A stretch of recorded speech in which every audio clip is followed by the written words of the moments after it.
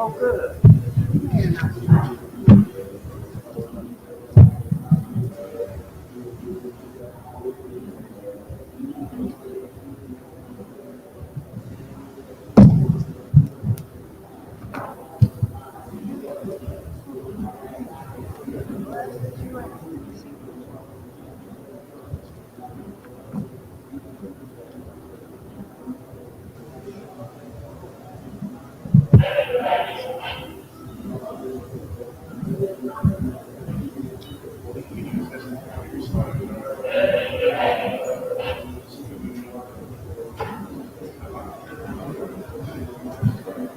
Come in, come in. Okay.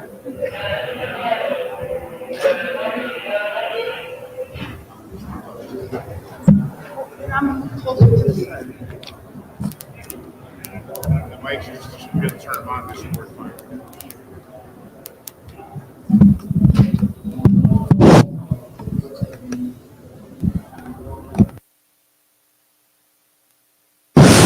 Hello? Oh, yes.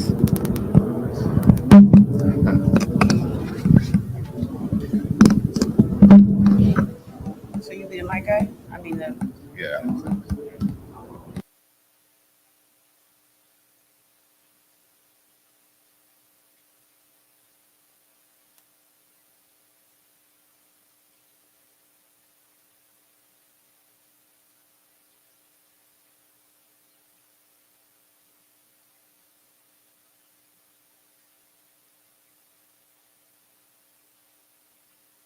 This it? We going? It's 4:00.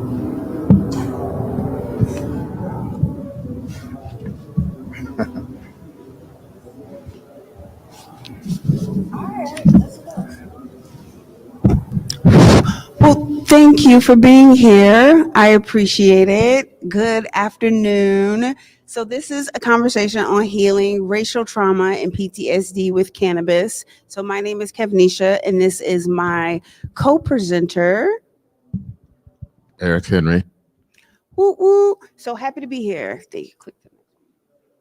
All right. So I usually like to reset the room, cleanse the energy with some deep breaths. So I want to invite all of us to take a collective deep breath together. And so before we do that, I invite you to get comfortable in your seat, put your feet flat on the floor. And then I want to invite you to place your hands flat on your thighs, facing down. And then if you feel comfortable to close your eyes, feel free to do so. If not, you can maintain a soft gaze at something. And then next, I want you to shift your attention to your body and just notice how your body feels in this moment without any judgment, more compassion, but just notice. So I want you to start with the top of your head, noticing if you have any tension in your head. Moving down to your eyebrow area, noticing if you might be clenching your eyebrows or your eyeballs might be tense. Shifting down to your jawline, noticing if your jaw is clenched. Shifting to your shoulders, noticing if your shoulders might be tense. Shifting down to your legs and your feet, and just noticing how your body feels. Then I want you to connect with your breath. Notice the pace and the rhythm of your breath. And next, I want you to shift your attention to now from an automatic breath to a deep breath. And what this will look like is inhaling as much air as you can through your nose, holding at the top for as long as you can, and then slowly exhaling out the mouth, noticing your shoulders relax. And again, big inhale, deep breath, noticing your shoulders rise, holding this breath for 3, 2, 1, and slowly exhale out the mouth. And one more big inhale, deep breath in, and slowly exhale. So I want you to just notice how your body feels and find a pace of breath that feels good to you. And on your next inhale breath, I want you to inhale the energy of peace. And on your next exhale breath, I want you to release any stress or tension you might be holding in your body. On your next inhale breath, I invite you to take in the energy of relaxation and exhale any tension you might be holding in your body. On your next inhale breath, I invite you to inhale authenticity and release and exhale any desire to be normal. On your next inhale breath, I invite you to inhale wholeness. And on your next exhale breath, I invite you to release any desire to be perfect. So I want you to settle into your body, noticing how you feel, allowing yourself to fully be here with yourself, with us in this moment. And before we come back to the present moment, I invite you to slowly come back to the present moment. If your eyes are closed, I invite you to slowly open up your eyes to let the light in. And then I want to thank you for letting me guide you through this deep breathing exercise. So thank you, thank you, thank you. All right. So you guys are here to have the conversation about healing racial trauma and PTSD. And most important, it is Black History Month. So happy, happy, happy Black History Month. It is a pleasure to be here to bring this information to you on this glorious month. So our agenda for today, we're going to have a conversation where we share a little bit more about us. We're going to talk about cannabis and generational trauma, racial trauma, and the differences between racial trauma and PTSD. And then we're going to be giving some tips in regards to how to heal with cannabis. And then, of course, we would love to open the floor for some questions and be able to provide some answers. So thank you, thank you, thank you. All right, a little bit more about us. So Eric and I have a lot in common. We are both licensed mental health therapists. We are both healers. We are also both medical marijuana patients, and we also are trauma survivors. In addition, we are also cannabis consultants and healers. So we are really looking to bring this conversation a holistic perspective, right? Not only from a patient perspective, but also a professional perspective. Both of us having gone through a lot. So a little bit more about me. My name is Kevnisha. I am, again, a licensed mental health therapist. I really would consider myself a multifaceted healer. I primarily facilitate my healing through therapy, but I'm also a yoga teacher and a cannabis consultant. And I do most of my work at a group practice, quality counseling.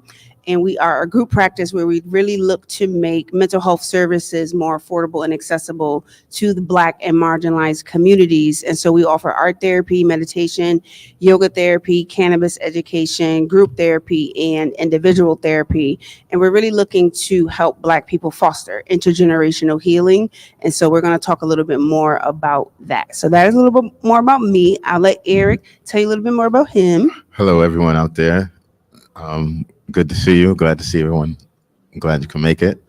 So, I'm a mental health person. I've been dealing with mental health since 1999, working mostly as a casework, and then over the last 4 or 5 years, since 2019, I started doing outpatient therapy with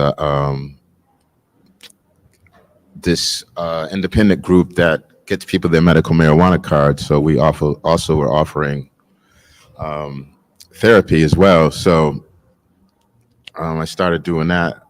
I suffer from PTSD, so, and I'm also a CT and medical marijuana patient. I've been since 2016, um, and I've been there since 2016. Yeah, sorry. Um, so I've been like a medical marijuana patient, um, and I work for this program called the Healing Trees, and we help people get their cards, and we have provide ongoing therapy, psychotherapy, education, and stuff. So we bonded knowing that we're like one of the few Black mental health providers in Connecticut that are doing it. We linked up off of LinkedIn and combined, and here we are today to try to give you some information about, the whole war on drugs, mass incarceration, and it's a longer than a 45-minute panel that we could talk about, but we just want to let you know that we are mental health providers that do promote cannabis use, and it's one of the things, along with wellness, like she was saying, Kevnisha was saying, like yoga and all that stuff, different things to help. Cannabis is just like a tool to get you there. So, been doing that for the last 4 years, and it's been a great experience. So. Next slide. We got it left. All right, boom. So how we get here? So first we're going to start with the history in cannabis and Black history. So cannabis was first found in East Asia around sometime in BC, so before Christ, right? It is literally one of the oldest medicines ever used. However, the African roots of cannabis are often ignored and minimized. However, one of the most popular African countries that has been recognized for ancient use of cannabis is Egypt. And if somebody just learned that Egypt is indeed in Africa, yes.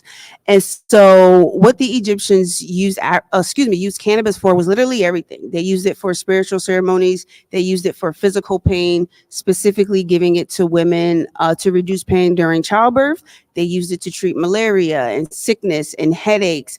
And of course, they also used it for their mental health. So there are many, many, many Egyptian pharaohs and goddesses that are well known for using cannabis. Specifically, there is a goddess, Shazma, and she's known as being the goddess of wisdom. And cannabis helped her bring her closer to being the goddess of wisdom. And so when there's a lot of talk in regards to the risk and harms of cannabis, I like to combat it with the history and say that it's the longest medicine ever used. And to this day, nobody has ever died from it. So it truly is also a safe medicine. So now, shifting a little bit from ancient history, now we're going to go a little to 1800s. So the 1800s, America had a deal with Russia for hemp, right? And so a lot of people don't know that hemp was actually the original paper used, and it was the original paper used for currency. And so when Russia backed out of the deal, America no longer had access to cultivate hemp. So essentially, America used slave labor. And so Thomas Jefferson and George Washington are two very well-known presidents to use lots of cannabis and have very, very large hemp plantations. And so Thomas Jefferson goes on record to say many things about hemp, but this one stands out to me the most, where he says, hemp is of the first necessity to the wealth and protection of the country. I promise you, he was not talking about Black wealth. He was not talking about brown wealth. He was talking about white wealth.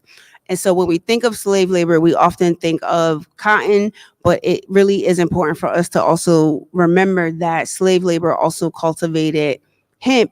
And as we can see, cannabis is most definitely stimulating the American economy. And now shifting past the 1800s, now we're going into the 60s and 70s, where we look at the civil rights movement, and we have major civil rights activists, specifically Billie Holiday and Louis Armstrong, who were jazz musicians. And so the government associated cannabis with jazz musicians.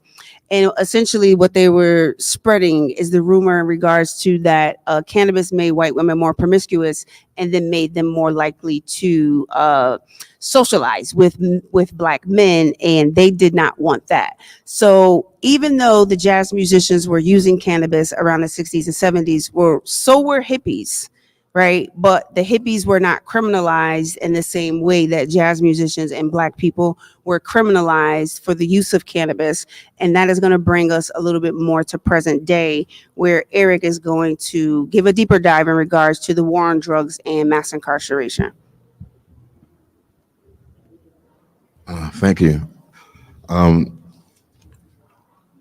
quote, we knew we couldn't make it illegal to be either against the war on blacks, but by getting the public to associate the hippies with marijuana and blacks with heroin, and then criminalizing them both heavily, we could disrupt these communities. We could arrest their leaders, raid their homes, break up their meetings, vilify them night after night in the evening news. Did we know we were lying about drugs? Of course we did. That's a quote from John Eichelman, as told to the reporter Dan Brown in a 1994 interview for Harper's Magazine. He was a part of Nixon's drug policy, so it's all-out war. Basically, they said that, and we've had, just like slavery, from slavery to Jim Crow to mass incarceration, the prison industrial complex, they all are the same names for the same mechanisms. Black people comprise of 13% of the population, and black people use drugs at a similar rates to other people of other races. But black people comprise of 30% of those arrested for drug violations, and nearly 40% of the incarcerated in state and federal prison for drug violations. This is from 2015 Drug Policy Alliance. And there's 5 times as many whites than blacks. And it follows that the overwhelming majority of drug users are white. Yet African Americans are the number of black men in prison is 1 million and counting, already equaled the number of men enslaved in 1820.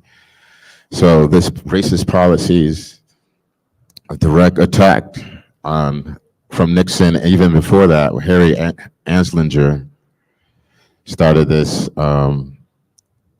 with F.J. Edgar Hoover, started that misconception. In some states, even outside of the old Confederacy, blacks make up of 90% of the drug prisoners, and up to 57 times more likely than whites to be incarcerated.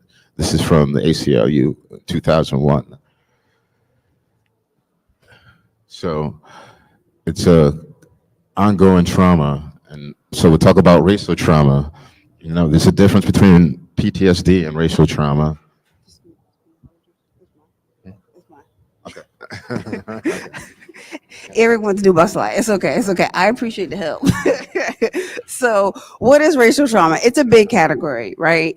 And so, while it can be simply defined as race-based stress, it is not a simple impact, and it has major impact. So, racial trauma can really be broken down into many levels and many subgroups. And what Eric was talking about in terms of mass incarceration is one form of racial trauma. And we've got some other ones that we're going to get into relative to, again, race-based stress. So I find the most chronic form of racial trauma is intergenerational trauma.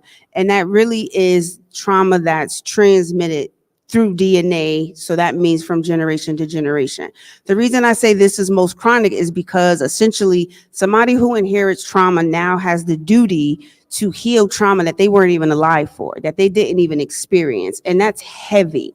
So all of us sitting here have literally the capability to either heal our lineage for at least 2 generations, or to pass down our unprocessed, unresolved traumas from generation to generation. And so, yes, we can inherit trauma. And I know when we think of the word inherit, most people think of like money, but I say the Black community doesn't have the privilege to inherit a lot of wealth, but we oftentimes do inherit trauma. So that is intergenerational trauma. So generational trauma sometimes can be used interchangeably, but the major difference is that generational trauma isn't necessarily connected to the transmission of DNA.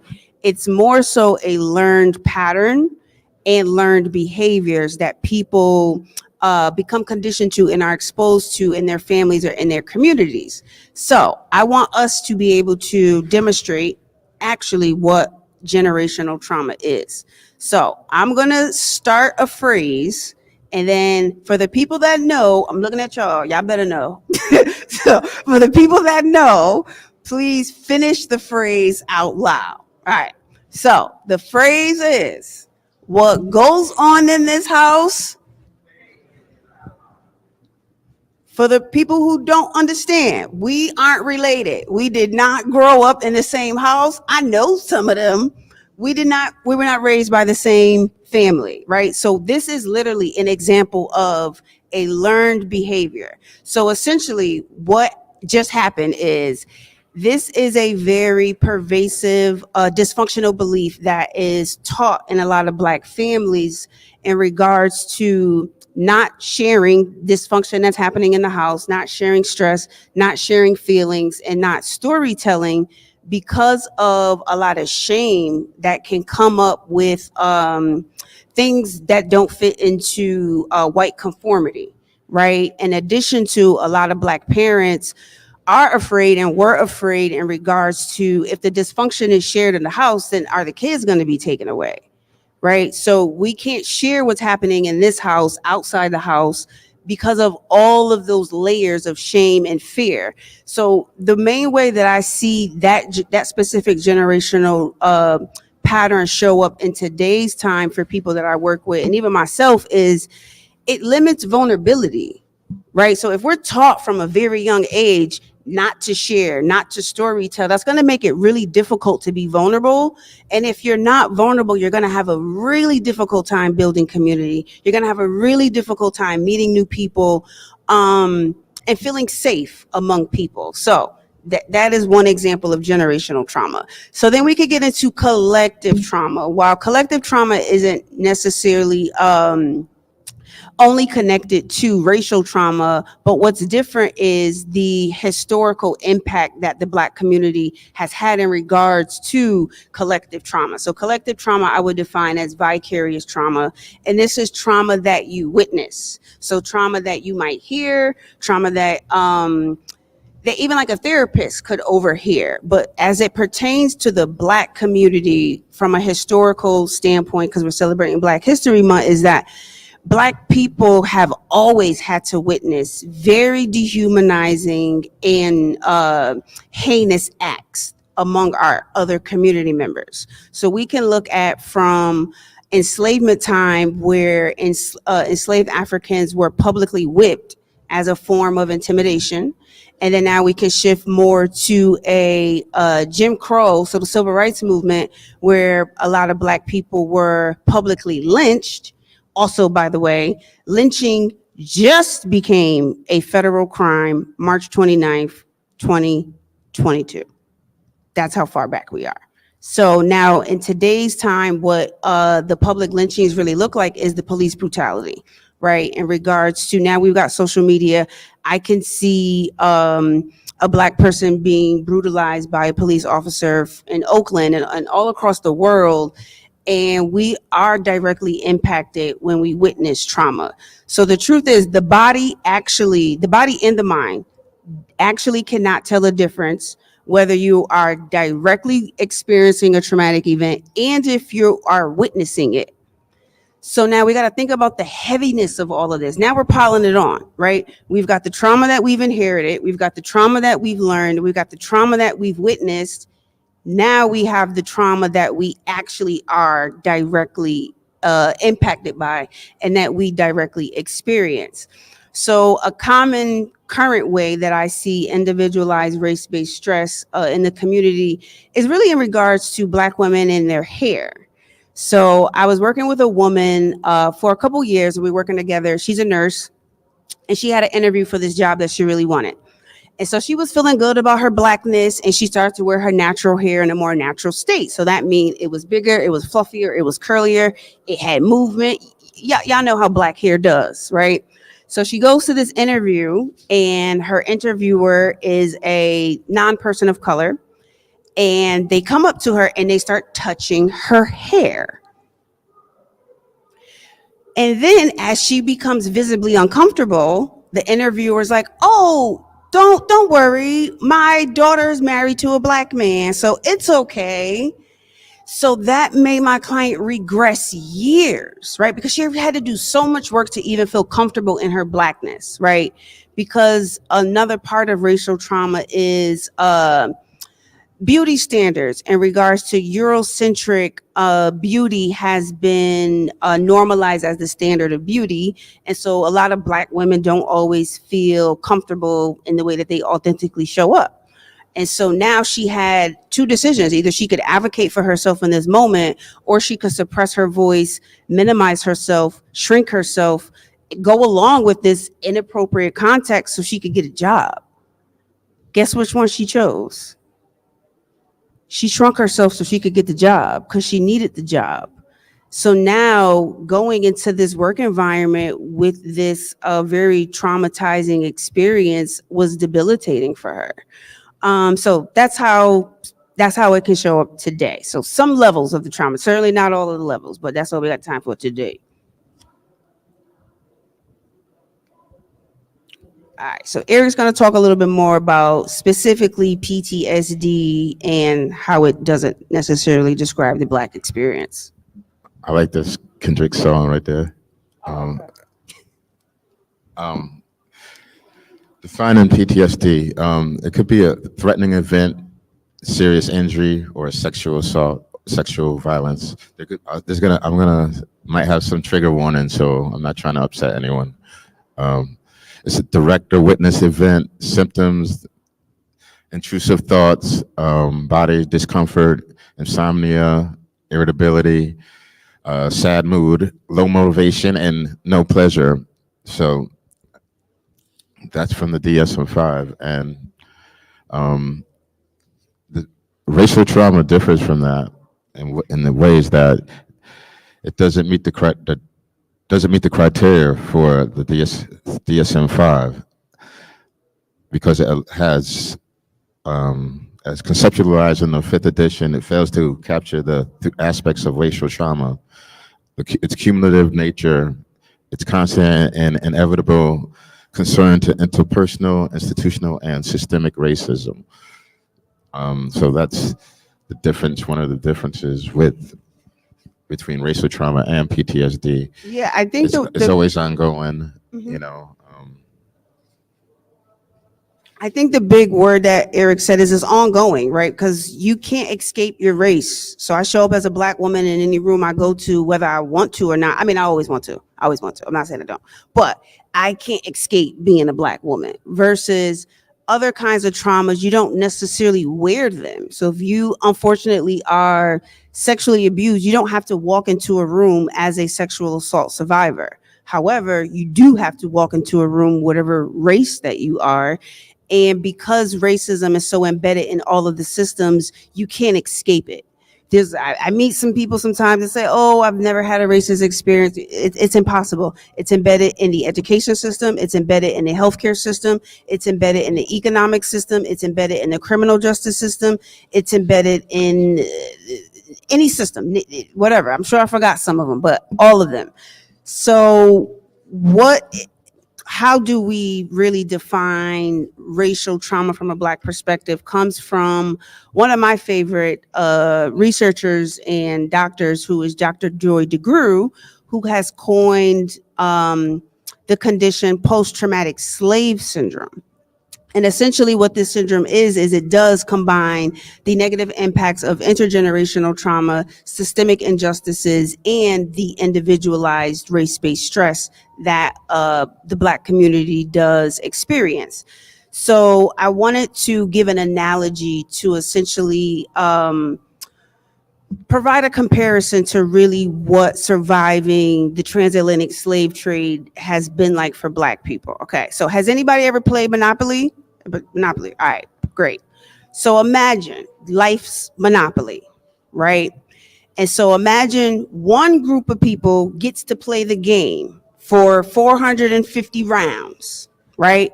While this other group builds the game, but they don't get to participate in the game. Then one day, somebody says, all right, we're going to let the other group participate in the game, even though everybody else has been participating in the game for 450 rounds. Except that the new group of people now participating in the game don't get anything extra, right? They don't get any compensation, reparations. They don't get any free education. There's nothing. They're just expected to play the game at the same rate and accomplish the same things, having not been able to play for 450 years. That's the expectation. It's unreasonable, obviously. Well, maybe not obviously, but it's unreasonable. So when we talk about social equity and we talk about reparations, this is why equity is about giving the disadvantaged group enough to meet the standard, or to meet the level that the other group has had, and we're not given that. Social equity is not living up to what it's supposed to do, because Black people still aren't having access to the legal cannabis industry. But let me catch myself. I'm going off on a tangent now. But yes, that's where we are. So I would say the Black term for PTSD really is post-traumatic slave syndrome, because that's essentially what it is. It's not we don't experience one single traumatic event. It's ongoing and it's every day. So Eric's going to talk a little bit more about the biological impact of trauma, as we've already talked about how we can inherit it through our DNA.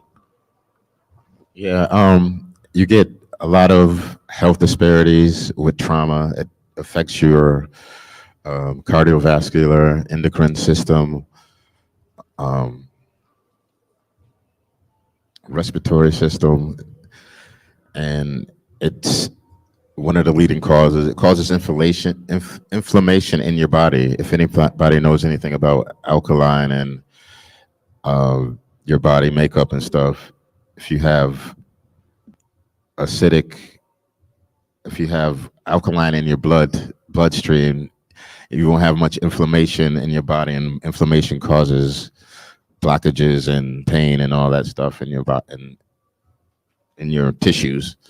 So trauma, if you don't release it, it will build up. It's in the form of diabetes, in the forms of hypertension,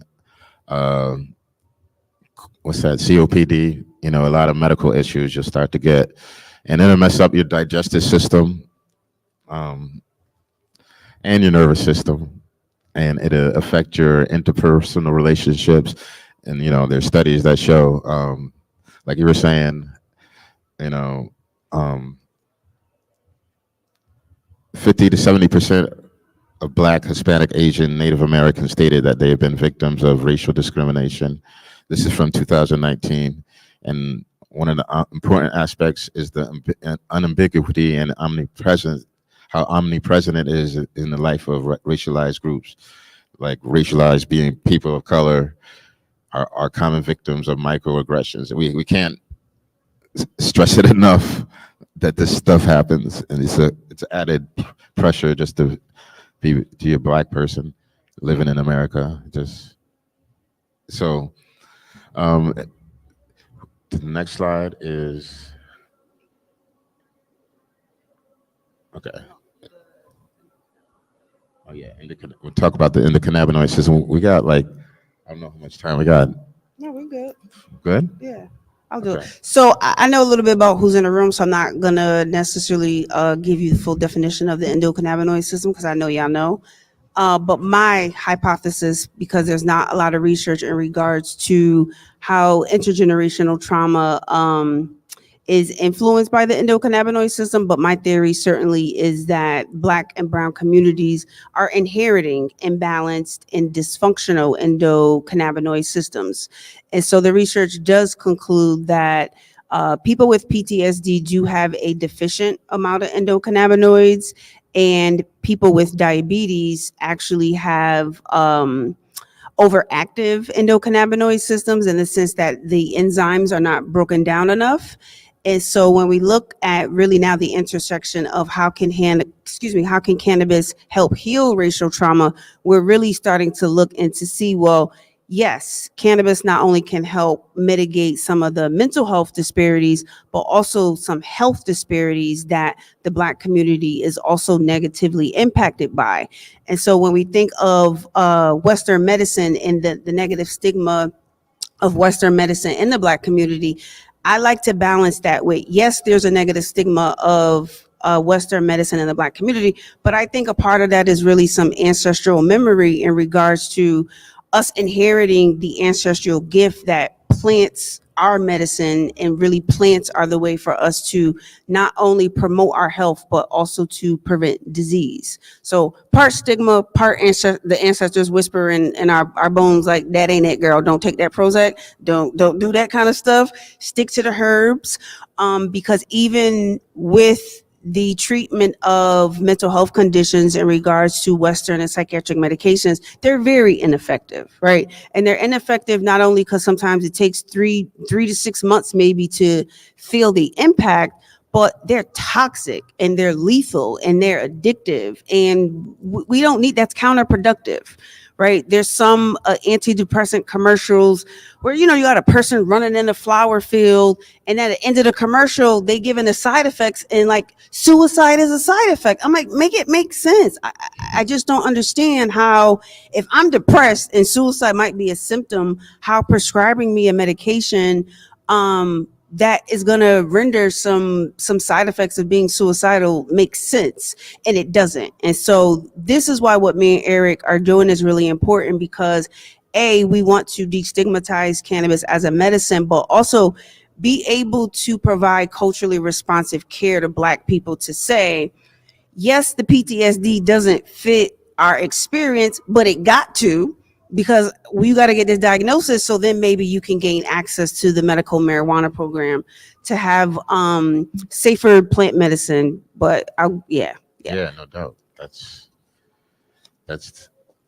the exact reason why we do it. So you could be legal, and pretty much like we're definitely plant based. The people that I work with, we're plant based and want to try to have you grow your own stuff. So there's like for patients, there's like a drought right now for medical marijuana. So we would rather encourage our patients to grow their own stuff and and control their own medicine ultimately, and then possibly make money from it, income from it, if you can know how to. There's so many different avenues that you could do once you get in the cannabis field. So, but I'll talk about tips with healing with cannabis. I medicate myself. I had to go outside and smoke some sativa before I got here, and I don't have no eye drops, so my eyes are like super bloody. It's okay. I know. That's why I'm sharing. I don't. That's why I'm sharing. My eyes are bloody, but I feel it's good. So people. So, not everybody knows how to use cannabis, and they're embarrassed. They might be embarrassed to say, they smoke joints, or they might smoke Dutches or something like that, or papers or bongs. So what we do, where I work, we like walk them through, and we try to educate them on what they're smoking, what their need is. Most of 9 times out of 10, it's for a sleep aid. It's to help them get to sleep and relax. So that's usually, we try to educate them about learning terpenes, the different terpenes, and the sativa strains and stuff. Ask them what their favorite strains are. I'm a sativa person, so I like Jack Herrera and any diesels and stuff like that. So not everybody. And we also tell them, if you take sativas, they might affect you, may give you more anxiety. We give them a warning, and like educate them about eating edibles and stuff. If they haven't ate edibles in their life, we say, hey, use it in micro doses, take it in fours and stuff like that. So um, a lot of people don't know, and they might be embarrassed how to use it and stuff because people might make fun of them, or people. It's not how high you get or how medicated you get. It's everyone is an individual. Everyone's body is different. Like she said, with the endocannabinoid system, our body, if we have those receptors and our bodies take those things, take those nutrients in, and and builds on it. So yeah, we check the dosages and stuff, give them that type of information. Then we have them write in a journal and document how they affect what the marijuana affects them. I mean, the trees affect them, and we have ongoing conversations with the people, and we incorporated like mindfulness and stuff, and some type of movement, and challenging different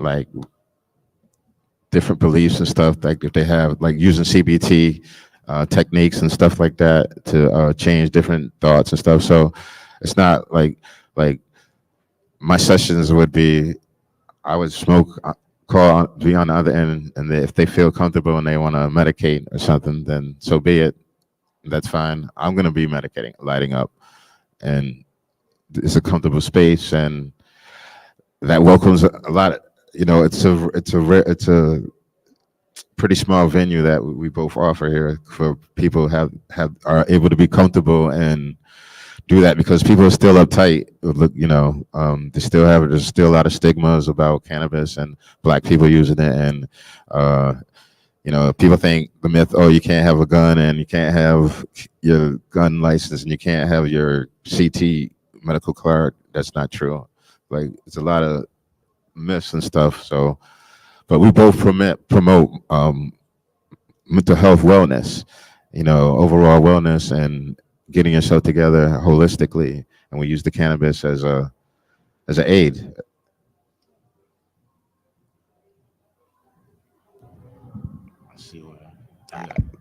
So in closing, cannabis as a daily practice oftentimes has to be destigmatized in the Black community. And as we talked about earlier, a lot of Black people sometimes fear using cannabis every day because they don't want to be thought of as being addicted to it and or criminalized for it. And so there has to be a lot of unlearning for people to feel comfortable. And really the analogy that I provide is, if your doctor prescribed you a medicine, you would take it every day, right?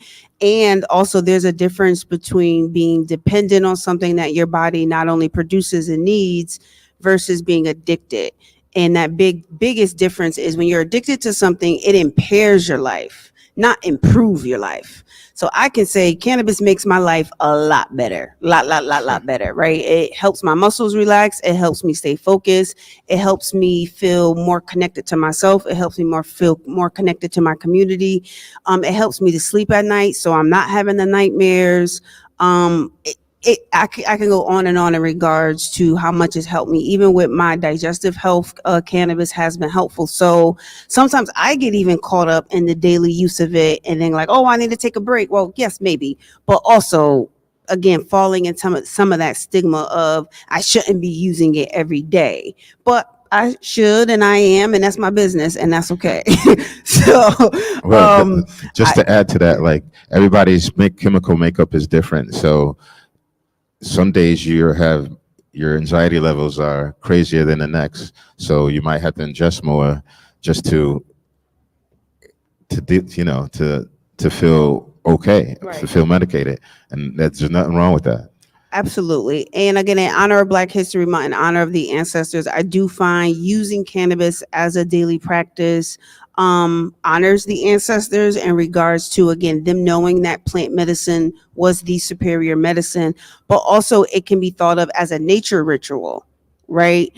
And so when you are using cannabis, you're connected to nature, especially if you grow it.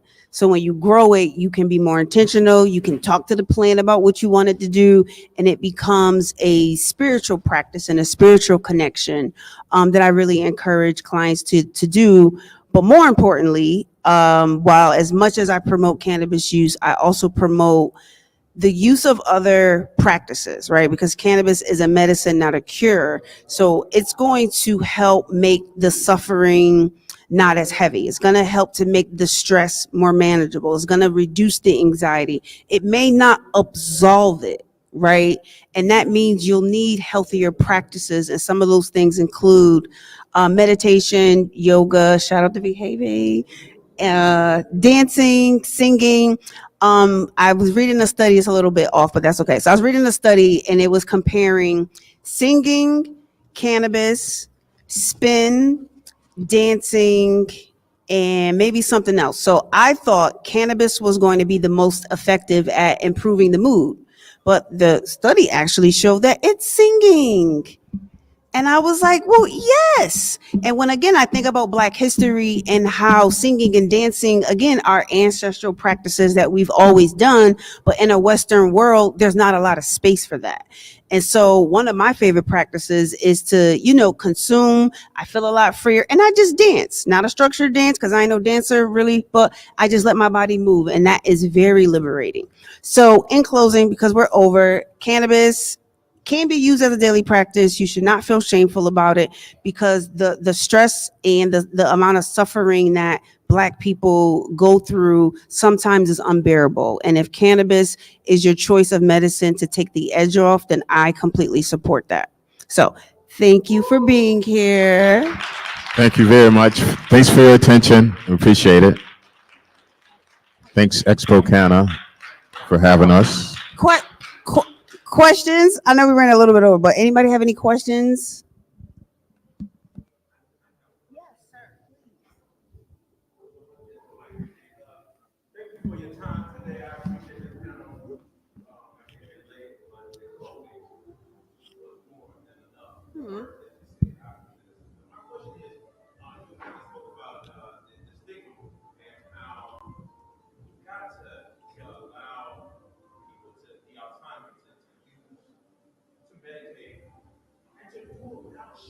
Mm-hmm.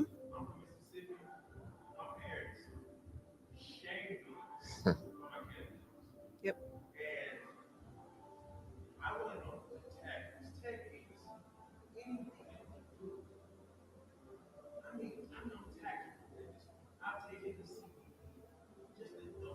Mm-hmm.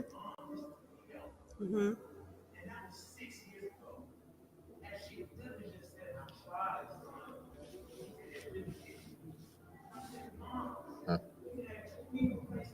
Mm.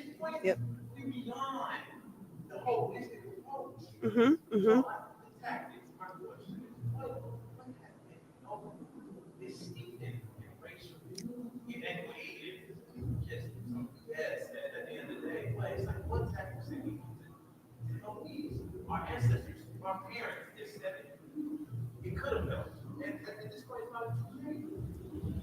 You have to keep educating, pushing as more still workshops like this throughout the East Coast. They have all the different types of venues and networking and talking about the history and it's a small group, but it's enough. The information just has to trickle down, and you have to just keep going to different events.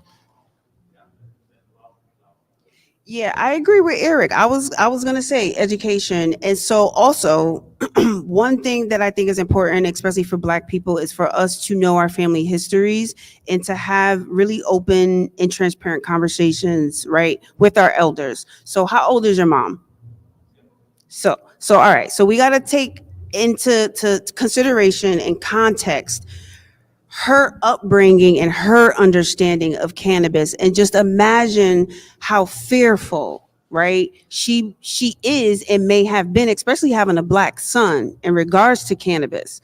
So it's, yes, providing the education, but she does have a lot of unlearning to do. But I guess I'm saying, It's a lot of give her some grace. stuff. Give her some grace. That's a heavy battle to have to unlearn. You know what I mean? And she's come from a different time. Yeah. But teach her about the endocannabinoid system, because then you can't dispute it.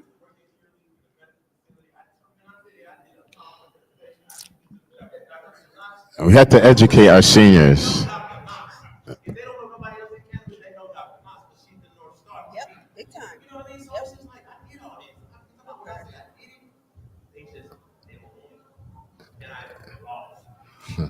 Well, I'm sorry. I'm sending you some love. I'm sorry. I'm sending you some love. I'm sorry.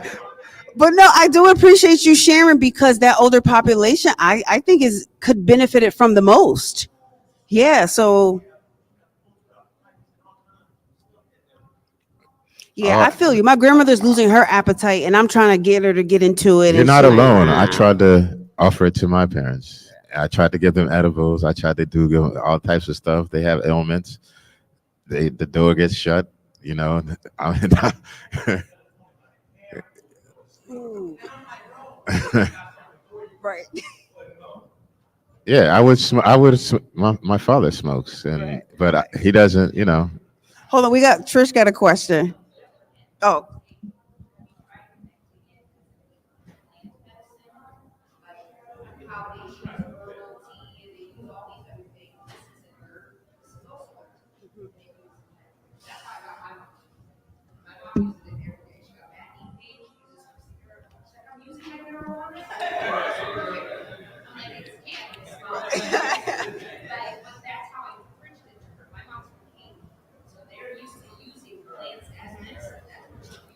you could use topicals and that instead of ingesting it, you could use different ways to consume it too for the older heads, older generations. yes, ma'am.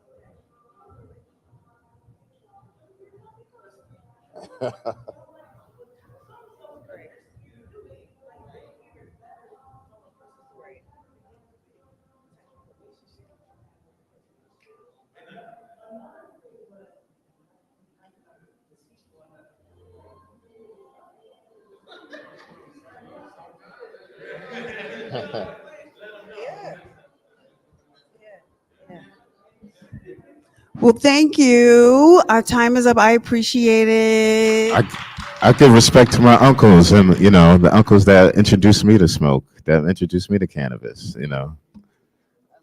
God rest his soul.